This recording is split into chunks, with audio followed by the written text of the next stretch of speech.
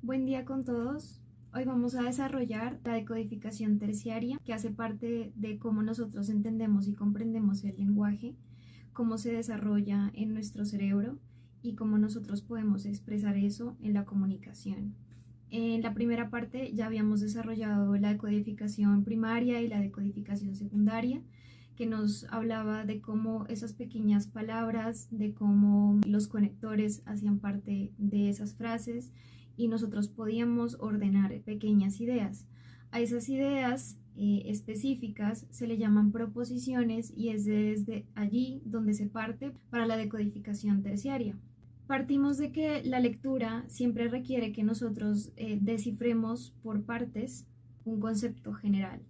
Según Vega, para llegar a una lectura comprensiva total debemos reconocer ciertas frases individuales que nos permitan conectar una idea completa. Como primera parte tenemos el conocer lo que es una proposición. Son pequeñas ideas sueltas que refieren cierto contenido específico, tienen como componentes un sujeto y un predicado. Estas proposiciones pueden tener la característica de afirmarnos o negarnos algo específico, aunque normalmente estas ideas no tienen un sentido completo en sí mismo. Esto se parece mucho al lenguaje de los niños cuando son pequeños, que hilan frases que no tienen como objetivo llegar a una conclusión. Por ejemplo, el niño puede decir, ayer comí, hoy fruta, tengo un nuevo triciclo. Son ideas, pero no tienen al final una conclusión o una idea general a la cual llegar, sino que son ideas sueltas para comunicarse. Desde allí parte nuestro lenguaje, desde las ideas principales para llegar a contenidos más complejos. En el desarrollo de varios textos podemos ver cómo se presentan estas proposiciones y cómo conllevan macroproposiciones, que ya son las conclusiones generales que se pueden inferir del texto y eso lo hace el lector. A eso nos referimos con decodificación terciaria, lo que yo puedo deducir y la parte principal de ese texto que estoy leyendo, las conclusiones muy específicas a partir de todo el contenido que se hila con diferentes proposiciones y llevando consigo también el proceso de codificación primaria y de codificación secundaria. Hasta los textos escritos más pequeños, sea un párrafo, sea una idea pequeña, tienen como mínimo 2 proposiciones. Desde allí parte lo que se reconoce como una estructura semántica. Una estructura semántica es ya el conjunto de las proposiciones que hilan una idea. También tenemos que dentro de los textos que se desarrollan para la comprensión de las personas, sean libros, ensayos, informes, tienen unas diferentes formas de presentarse ante el lector. Por lo general, los informes suelen ser un poco más directos hacia el lector y las ideas suelen ser más específicas, pero los otros tipos de texto tienen una semántica diferente, una semántica ideativa que le permite al lector ir infiriendo por partes el contexto principal del escrito. Estos se ayudan de un factor importante que es la redundancia. El lenguaje para nosotros los seres humanos, tanto escrito como verbal, tiende a ser muy redundante, tiende a tener muchas ideas que decoran el escrito. A estas frases se le llaman frases secundarias. Ayudan a ilustrar, comparar, complementar y definir. Las frases secundarias acompañan a los pensamientos principales y en la comunicación son realmente muy importantes y son muy decisivos.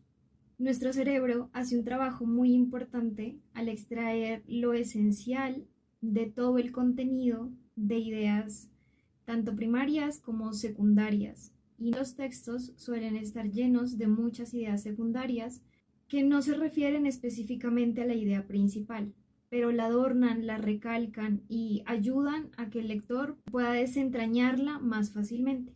A todo esto se le llama la limpieza ideativa. Estas ideas principales no suelen estar específicas en el texto, sino que se las va infiriendo a través del escrito. A esto le llamamos las macroproposiciones, que son las ideas que se extraen de ese contenido, de ese escrito, de esa narración que estamos teniendo frente a nosotros. El lector debe descubrir el propósito del texto, haciendo la separación de ideas y descartando las menos importantes, ya que el escritor suele usar conectores o nexos para hacerle más fácil el trabajo al que está leyendo. Pero ¿te has preguntado cuánto tiempo se demora un escritor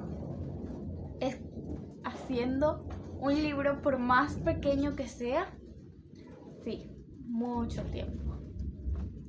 Pero no hay nada más satisfactorio o que le dé felicidad que ver su obra terminada y sentir que valió la pena.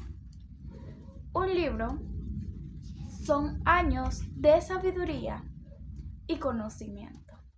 Y si valoramos su trabajo, no sería menos hacer un esquema para así resaltar las cosas más importantes de lo que estoy leyendo y poderlas usar en mi presente o en mi futuro, ya que la memoria es débil y suele olvidar las cosas y hacer como si nunca hubiese leído ese libro. Gracias. Hola, mi nombre es Lilian Marcela Blanco y en el día de hoy les estaré compartiendo la parte final de la decodificación terciaria, recordándoles que la decodificación primaria trata sobre la inauguración de conceptos, donde tratamos de otorgarle un significado a una palabra de acuerdo a los contextos vividos y en las diferentes etapas de crecimiento del niño. Los mecanismos de la decodificación terciaria nos permiten dar un sentido final a un texto, es decir, a un conjunto de palabras. Nuestra decodificación terciaria tiene 5 fases. Esas fases son: el primero es el texto, la segunda fase es la identificación de los macroproposiciones, la tercera fase es la identificación que existe en relación de las macroproposiciones, tenemos la modelación y por último la estructura semántica. Para poder entender cómo podemos extraer estas macroproposiciones, traigo con ustedes un ejemplo.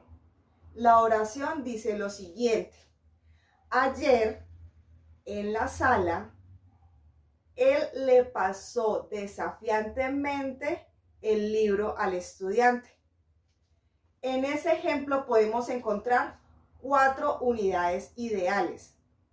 Ayer en la sala, le pasa el libro al estudiante y el libro desafiante. De esta manera podemos comprender mejor de qué se está tratando esa oración. De acuerdo a ella podemos identificar 4 diferentes ideas.